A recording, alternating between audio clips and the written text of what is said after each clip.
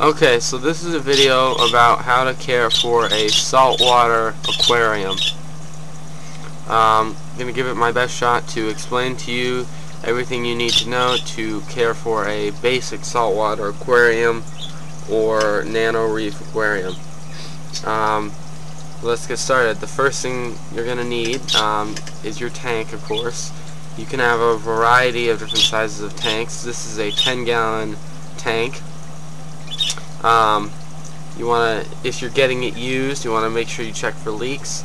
If you get it brand new, I still check for leaks even though you ordered it or whatever. You still want to check to make sure that there's no leaks, because you never know if it could have gotten cracked during shipping or whatnot. The next thing you're going to need is a hood and light fixture.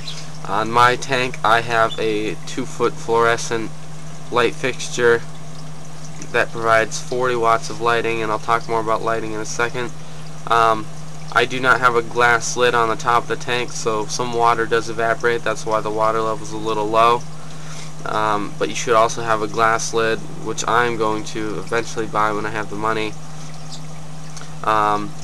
You need that to go underneath your light fixture to prevent evaporation of the water, so your salinity levels aren't affected. You can have the option of having a power filter. I think it's good to have a power filter to remove waste and other things from the water. You should have a power filter with biological, chemical, and mechanical filtration. My filter is an Aquarium 10 filter for 10-gallon tanks. It provides all three of those methods of filtration. You want to make sure you have a filter that's made for your size tank. You don't want one smaller. You want one that can withstand the amount of fish you have and the amount of creatures you have in your tank, or inhabitants you have in your tank. You're also going to want a protein skimmer in your tank. I have the Nano protein skimmer. It has a large collection cup so that you don't have to empty it as much.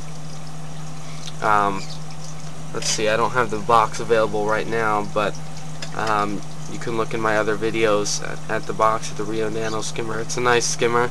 It really works well.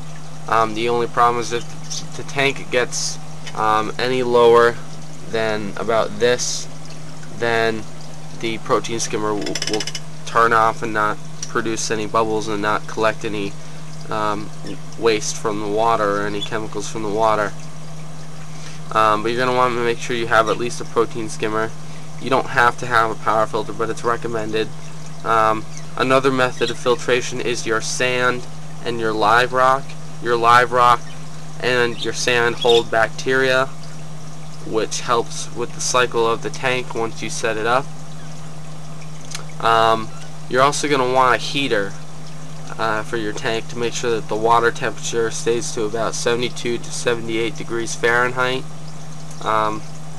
Mine is about 78 degrees right now because I have some fish in here that like a little bit warmer water.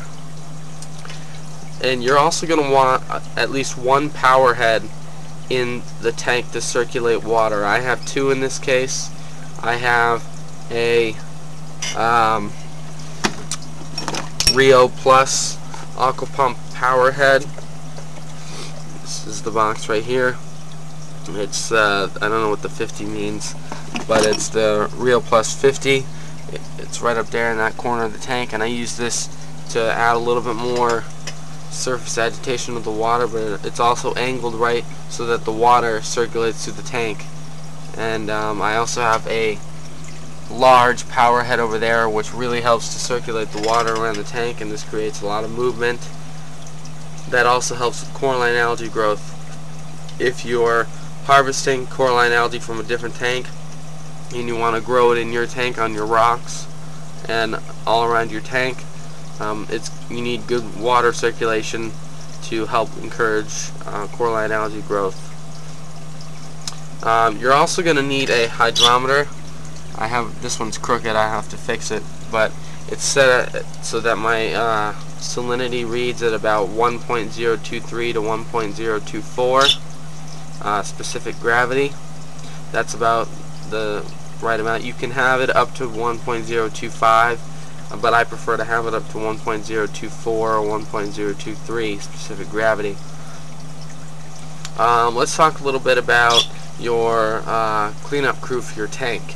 You don't want to have your hands in the tank too much. Unlike a freshwater aquarium, saltwater species are more sensitive. We have hand oils on our hands, which when they get in the water, it's not good for the water. The protein skimmer, I believe, removes that, but you still don't want to have your hands in there all the time. A good cleanup crew is this little guy right here. This is a large red-legged hermit crab. I have 3 of those. I actually have 2 small and 1 large. This one hopped into a bigger shell, which I had put 3 larger shells for each hermit crab to eventually switch into as they grew, and only 1 out of 3 have switched into the bigger shells so far. There's another hermit crab up there. Another member of the cleanup crew, which is good, are turbo snails. There are many different types of snails you can have in your tank. Turbo snails are cheap and they're easy to care for. I have 2 in here. I did have 3, but one of them died because he was much older. He was a few years older, and I'd gotten him from somebody off of Craigslist when I got my live rock. But turbo snails make a wonderful addition to the tank, and they're really hard workers. They clean the glass really well. Another member of your cleanup crew, which is really good, is different types of shrimp. I have a peppermint shrimp, which I just got a few days ago. So if you've seen my latest update, he's not in there, but now I have him in here. I don't know, he's back there under the rock. They're not known for cleaning the tanks, but mine has been going around cleaning a lot of the stuff on the sandbed and the rocks. So I read online that they're not known for cleaning, but this one seems to be doing a good job cleaning. You can also have skunk cleaner shrimp, coral banded shrimp. I'm not sure if they're good cleaners or not, but they any shrimp will go around and clean things off the rocks if they're hungry. I've proven that theory. I've had a few different types of shrimp, and they've all done the same thing. Oh, there he is underneath there. But they make peppermint shrimp, or any kind of shrimp, make a wonderful addition to the tank. They're fun to watch. They sometimes will clean the tank and help you clean the tank, and they're just a great addition to the tank. Let's see, what else can we talk about? Let's talk more about lighting. Lighting is very important in a nano reef tank. I have 2 corals in this tank right now. One of them was covered with red slime algae a while ago and was really affected because it was not able to grow because the red slime algae was covering it each and every day after I cleaned it off. So it had a hard time growing, but now it's, with this new light, it's starting to grow a little bit more and develop. But this coral, I believe, is called I'm trying to think here. I don't remember the name of that one, but I'll get back to you on that.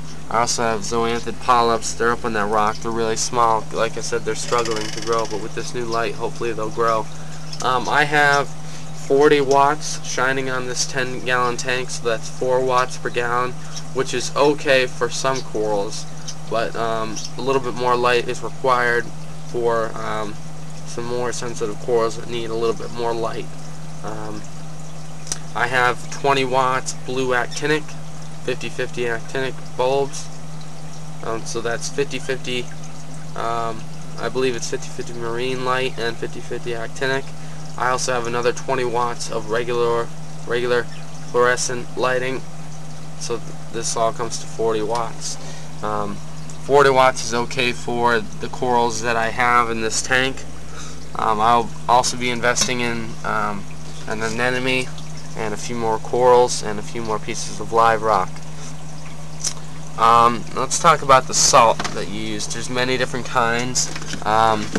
A cheaper kind that I used to use is Instant Ocean sea salt. It's preferred by experts and dissolves fast. This is good if you're a beginner saltwater aquariums, but I prefer to use, let me get it out here, I prefer to use Instant Ocean Reef Crystals. This is reef salt. This is has a special formula that's formulated to encourage coral growth. That's why I chose to switch to this one. Now this box is enough salt for a 10-gallon aquarium. So when I do water changes, I just take out, say I take out 2 gallons of water and do a 2-gallon water change. I will do 1 cup of salt, because half a cup of salt is usually good for 1 gallon of water. Now for water in your tank, you want to use RO water. I'm using distilled water right now because it's a little bit cheaper, but I do prefer to use RO water when I have a little bit more money. The pet shop that's around our house is a little expensive, but they know what they're talking about, so it's worth spending the money.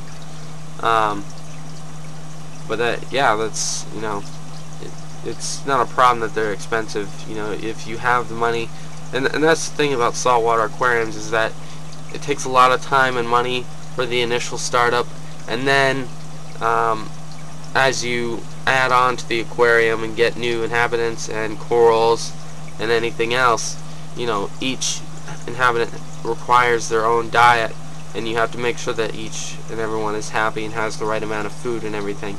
Now for fish in this aquarium, I have the firefish, or I believe they're called fire gobies. I have a Ocellaris clownfish, and in the back I have a blue damsel. The blue damsels are very hardy. This is the first fish I had in my aquarium. They're very hardy and they can take the cycle of the aquarium, but I do not recommend using them to cycle your tank. You want to develop at least a minimum, absolute minimum of 2 weeks to cycle. A month is probably better, but you want to make sure that everything is ready in your saltwater tank before you add any fish. Now you want to add the fish slowly, just don't add them all at once. I had a blue damsel and a green chromis fish which were added in over a 2-week period. So first the blue damsel, then 2 weeks later I got the green chromis fish. About a month after that I got the Ocellaris clownfish, and about 2 months after that I got the fire goby. You want to make sure you don't add any of these fish all at once, because then your ammonia and nitrates will spike. I think the nitrates, I'm not exactly sure. You want to have test kits for your aquarium. I use this API ammonia test kit. It works really well, lasts a long time. I also use 6-in-1 test kits, which are good for nitrate, nitrite hardness, chlorine, alkalinity, and pH. You want to make sure you have test kits and all the necessary chemicals, including proper pH 8.2. 8.2 is the pH required for saltwater aquariums. Actually, I think it might actually go up to 8.4 as well. Now, for food, you're going to want to feed them, a good diet. I used Ocean Nutrition Formula 2 flakes with garlic. This attracts the fish and they will eat it. I also use tetramarine saltwater granules for the fire goby who likes to eat pellet food rather than flakes. And I also use Nutrifin Max marine flakes. And these are the foods that I use.